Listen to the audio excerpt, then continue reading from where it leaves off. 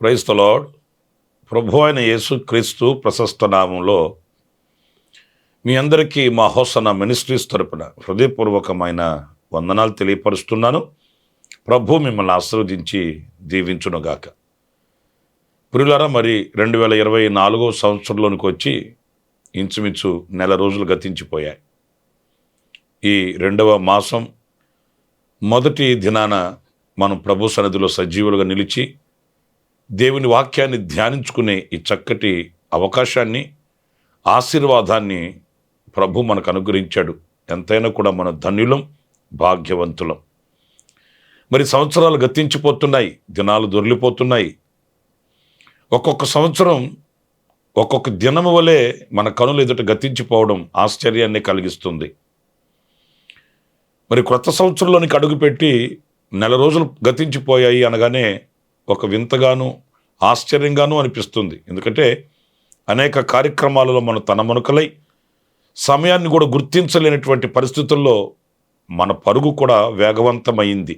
అందుకనే సమయం ఎలా గతించిపోతుందో, ఎలా గడిచిపోతుందో మనకు అర్థం కావట్లేదు. అప్పుడే నెల రోజులైపోయాయా అనే ఆశ్చర్యం కూడా మనకు కలుగుతుంది.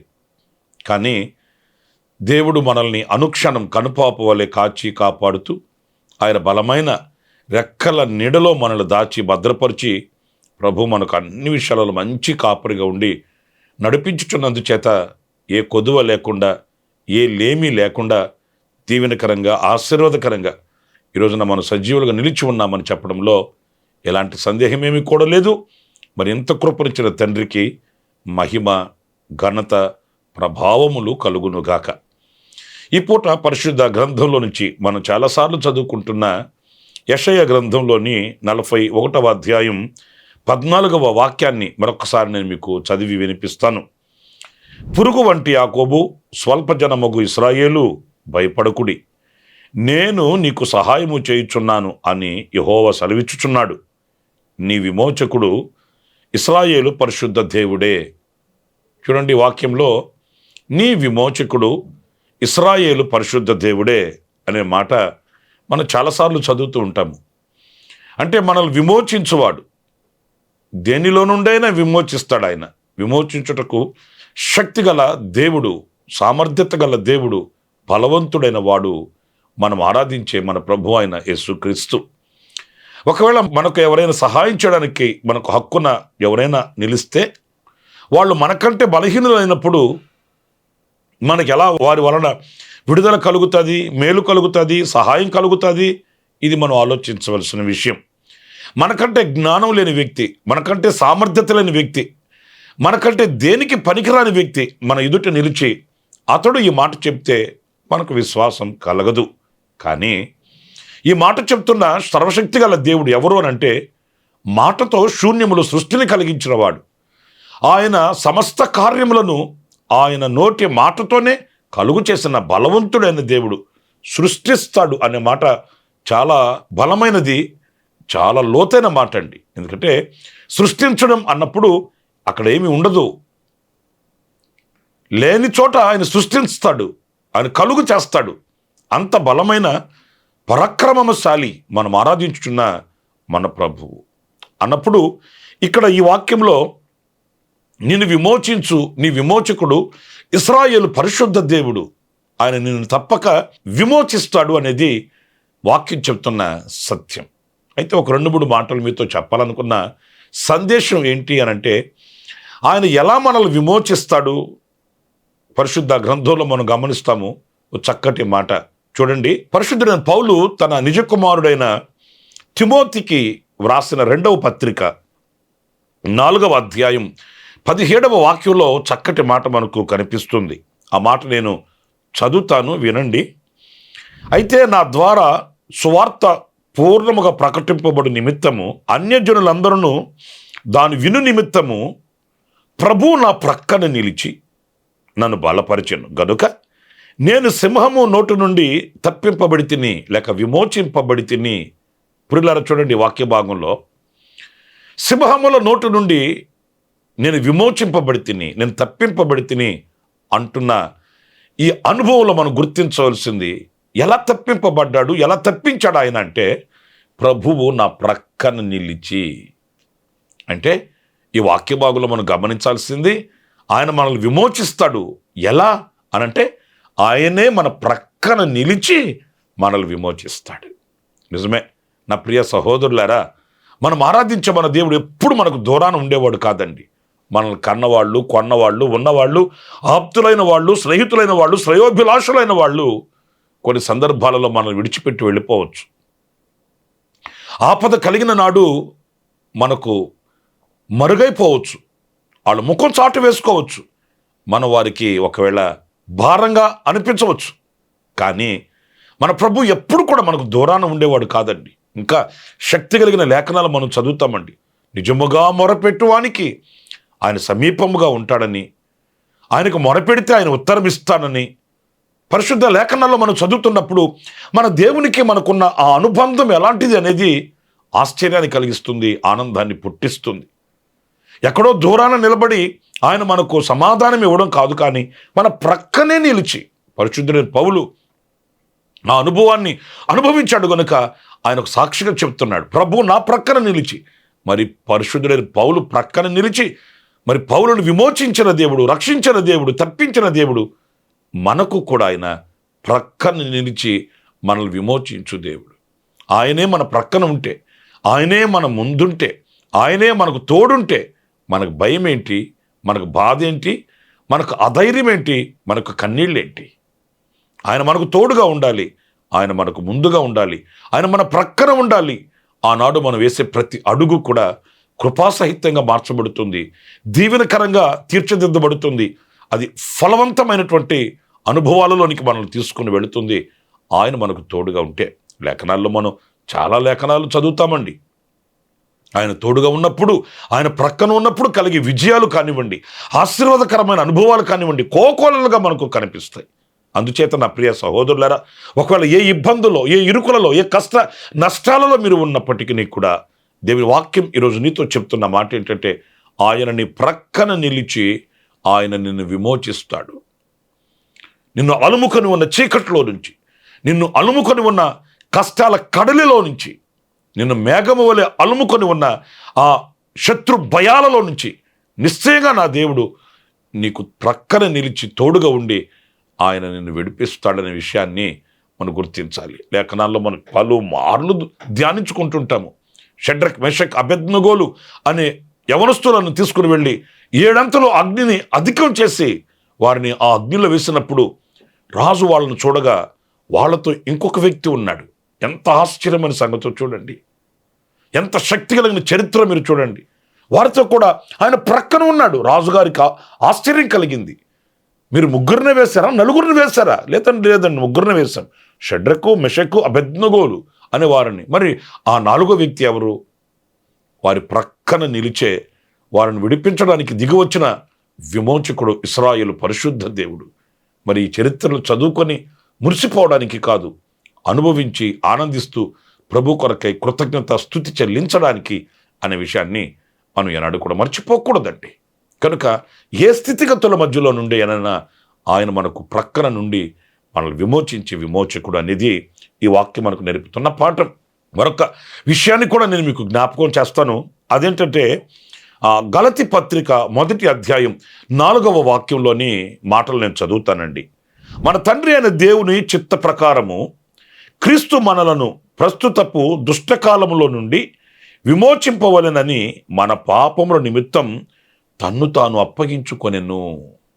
ప్రియులారా చూడండి, ఆయన మనల్ని విమోచింప నిమిత్తము తన్ను తాను అప్పగించుకున్నాడంట. అంటే ఆయన మనల్ని ఎలా విమోచిస్తాడు అనంటే తనను తాను అప్పగించుకొని మనల్ని విమోచిస్తాడు, విమోచించాడు కూడాను. మన దేవుడు ఏదో మాట చెప్పి పంపించడం కాదు, ఆయన మనల్ని విమోచించు నిమిత్తమై తనను తాను అప్పగించుకున్నాడట. నా ప్రియ సహోదరులారా, ఈ లోకంలో మనం ఎవరిని ఆయనతో పోల్చగలము? ఎవరితో ఆయనను సమము చేయగలము? ఈ గాఢమైన, ఈ నిగూఢమైన ఈ ప్రేమ ఎవరు మన ఎడలో చూపించగలరు? ఎవరు చూపిస్తారు? మీరు ఆలోచించండి. తనను తాను అప్పగించుకొని అనే మాట మనం కొలత వేయలేమండి, కొలత వేయలేము. అంటే తాను మనల్ని ఎంత ప్రేమించాడు, ఆయన మనల్ని ఎంత ప్రేమించబట్టి తనను తాను అప్పగించుకున్నాడు. దివిటీలతోనూ దీపాలతోనూ ఆయుధాలతోనూ గెత్సేమనే తోటలోకి సైనికులు వచ్చేశారు. కానీ ఆనాడు ఆయన వాళ్ళని దాటుకొని తప్పించుకుని వెళ్ళిపోలేదు. ఆయనగా వారికి ఎదురుపడి మీరు ఎవరిని వెతుకుతున్నారు అన్నప్పుడు వాళ్ళు అమాయకంగా చెప్పారండి, మేము నజరేయుడైన యేసుని వెతుకుతున్నామండి. నజరేయుడైన యేసుని. ఎందుకంటే యేసు అనే పేరు కలిగిన వాళ్ళు ఇంకా చాలామంది ఉన్నారు. అంచేత వాళ్ళు పర్టికులర్గా నజరేయుడు అనే పిలువబడే ఆ యేసుని మేము వెతుకుతున్నాం అన్నప్పుడు ఆయన అన్నాడు, ఆ యేసుని నేనే. చూడండి, ఆయన తప్పించుకోవడానికి రాలేదు, తనను తాను అప్పగించుకున్నాడు. ఆ యేసుని నేనే అన్నప్పుడు వాళ్ళు కంగు తిన్నారు. మన ప్రభువైన యేసుక్రీస్తు ఏదో దిక్కుముక్కు లేకుండా, ఆదరాభిమానాలు లేకుండా, ఎవరు అతని పక్షాన ఆయన పక్షాన నిలిచి మాట్లాడేవాళ్ళు లేక ఆయన చనిపోయిన వాడు కాదు, అప్పగింపబడిన వాడు కాదండి. మనందరి పాప పరిహారార్థమై, మనందరి విమోచనార్థమై ఆయన తనను తానే అప్పగించుకున్నాడు, సమర్పించుకున్నాడు. ఒక్క ప్రశ్న ఇక్కడ మనం వేసుకోవాలి. అదేంటంటే, మన కొరకై ఆయన తమ్మును తాము అప్పగించుకుంటే మరి మనం ప్రభు కొరకై మనలను మనం ప్రభుకు అప్పగించుకోగలుగుతున్నామా? కొందరు అమాయకంగా అంటుంటారు, నా పిల్లల కొరకు బ్రతుకుతున్నానండి అంటారు. లేకపోతే వాళ్ళని ప్రేమించే వాళ్ళు ఉంటారు కదా, వాళ్ళ కొరకు బ్రతుకుతున్నానండి అంటారు. కానీ కష్ట నష్టాలు వచ్చినా, వ్యాధి బాధలు వచ్చినా, నిందలు అవమానాలే తొలిచివేసినా నేను ప్రభు కొరకు బ్రతుకుతున్నానండి అనేవాళ్ళు ఎంతమంది కనిపిస్తారు? నేను ప్రభు కొరకు జీవిస్తున్నానండి, నన్నుగా నేను ఆయనకు అప్పగించుకున్నానండి, గతంలోనైతే వేరు, ఇప్పుడు నన్ను నేను అప్పగించేసుకున్నాను ఆయనకి అని చెప్పగలిగిన మంచి మనస్సు గల వ్యక్తులు ఎంతమంది కనిపిస్తున్నారు? అందులో మనం ఉంటున్నామా? లేక మన వ్యాపారాలు, మన ఉద్యోగాలు, మన సంపద, మన యొక్క సాంపాద్యము, మన పిల్లలు, మన కుటుంబాలు ఇంతవరకే పరిమితం అవుతున్నామా? మన కొరకై తనను తాను అప్పగించుకొనిన దేవుని కొరకు మనల్ని అప్పగించుకొని బ్రతుకుతున్నామనేది ఒక ప్రశ్నగా మనం ఈ వాక్యంలో మనం తీసుకోవాలి. ప్రియమైన దేవుని బిడ్డలారా, ఆయన తండ్రితో కూడా ఉండుట విడిచిపెట్టకూడని భాగ్యం అని ఎంచుకొనక దాసుని స్వరూపం ధరించి లోకానికి దిగి వచ్చి ఆయన మన కొరకై మనల్ని విమోచించు నిమిత్తం, మనం పాపపు కట్లతోనూ మరణ బంధకాలలోనూ అలాగే నాశనకరమైన ఊబిలో మనం పడి ఉన్నప్పుడు ఆ స్థితిలో నుంచి మనం విమోచించడానికి, ఆ పరిస్థితుల నుంచి మనం రక్షించడానికి, ఆ పరిస్థితుల్లో మనం నిత్య నరకాగ్నికి దిగజారిపోకుండా ఆయనతో కూడా యుగాయుగములు నివసించున్నట్లు, వసించున్నట్లు ఆయనే తనను తాను అప్పగించుకున్నాడు. తనను తాను అప్పగించుకున్న ఆ మహనీయునికి పోలిన వాళ్ళు లోకంలో ఎవరు లేరు. ఆయన కొరకే మన శేష జీవితాన్ని మనం అర్పించుకోవాలి, సమర్పించుకోవాలి. ఆఖరిగా మరో శ్రేష్టమైన మాట నేను మీకు జ్ఞాపకం చేస్తాను. అది మత్తయి సువార్త 20వ అధ్యాయం 28వ వాక్యం అండి. అలాగే మనుష్య కుమారుడు పరిచారము చేయించుకొనుటకు రాలేదు గాని పరిచారము చేయుటకును అనేకులకు ప్రతిగా విమోచన క్రయధనముగా తన ప్రాణమునిచ్చుటకును వచ్చెనని చెప్పెను. ప్రియులారా, చూడండి, ఇక్కడ విమోచన క్రయధనముగా తన ప్రాణమునిచ్చుటకు అంటే ఎలా విమోచించాడు తన ప్రజల్ని అంటే, తన ప్రాణం ఇచ్చి తన ప్రాణమునే పెట్టి విమోచించాడంటండి. నా ప్రియ సహోదరులారా, ఒక్కొక్క మెట్టు మనం ధ్యానించే కొద్దీ ఎంత హృదయం భారభరితం అవుతుందో ఒకసారి చూడండి. ప్రక్కన నిలిచి విమోచించడం ఒక వంతు అయితే, తనను తాను అప్పగించుకొని విమోచించడం ఒక వంతు అయితే, ఈ 3వ మాట చూడండి, తనను తాను అప్పగించుకోవడమే కాదు, దేనికి అప్పగించుకున్నాడు తనను తాను అనంటే మరణము నొందడానికి, ప్రాణం పెట్టడానికి. నా ప్రియ సహోదరుడా, ఆలోచించు. ఎవరైనా ఏదైనా సహాయం చేయగలరే కానీ ప్రాణం ఇవ్వగలరా మన కొరకు? ఎవరైనా ఏ బంధాలైనా చూడండి మీరు, తల్లిదండ్రుల బంధమా, అన్నదమ్ముల బంధమా, అక్క చెల్లెళ్ళ బంధమా, లేకపోతే ఇరుగు పొరుగు వారి బంధమా, ఏ బంధమైనా ఇబ్బంది లేకుండా మీరు ఆలోచించి వివేచించి కాస్త పరిశీలించి చూడండి. ఎవరైనా ప్రాణం ఇస్తారా మనకు? ప్రాణాన్ని మనకు అర్పణగా పెట్టగలరా? కాలం కాటివేసింది, పరిస్థితులు అలాగే విపరీతంగా మార్చబడ్డాయి, దురదృష్టవశాత్తు ఇలా జరిగింది, మరి మనం ఏం చేయలేం కదా అని చేతులెత్తే వాళ్ళు కనబడతారే. కానీ ఆ ప్రాణానికి అడ్డుపడి మన ప్రాణానికి వాళ్ళ ప్రాణం అడ్డుపెట్టి వాళ్ళు మనల్ని బ్రతికించగలిగిన ఆ శక్తి సామర్థ్యతలు ఈ లోకంలో ఎవరికైనా ఉన్నాయా? ఎవ్వరికి లేవు.